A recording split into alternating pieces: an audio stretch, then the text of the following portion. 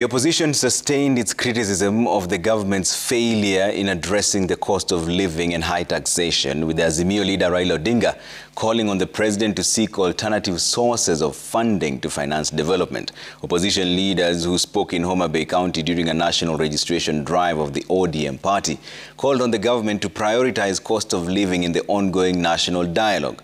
Ayub Abdikadir has more.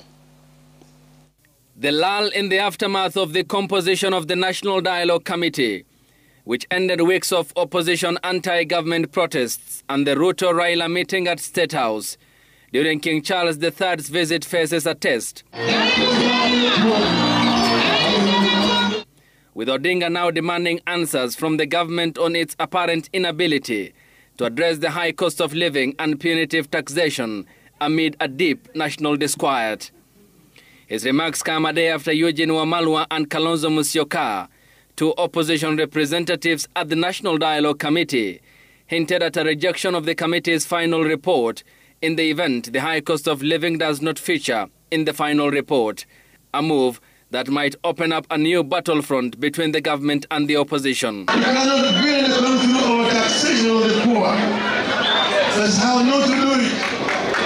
To stimulate a stagnating economy, to stimulate an economy that is under recession, you need to put money in the people's pockets. You need to introduce programs like Kazi Mtaani, Kazi kwa vijana, so that money is put in the pocket of the youth. That way you'll be able to trigger growth. You will be able to stimulate the economy. And growth will arise.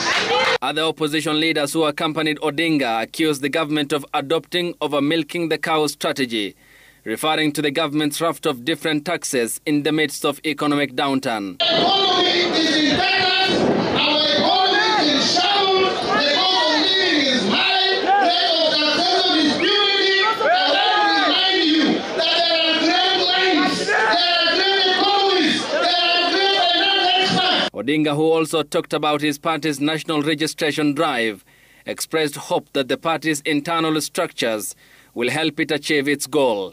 We are a social democratic party that believes in social democracy, that believes in the value of humanity, that each and every Kenyan born in our country, irrespective of his or her social status, will have equal opportunity to realize his national potential. The opposition's renewed criticism of the government comes as the National Dialogue Committee finalizes on its report, with the final one set for presentation to Parliament for consideration.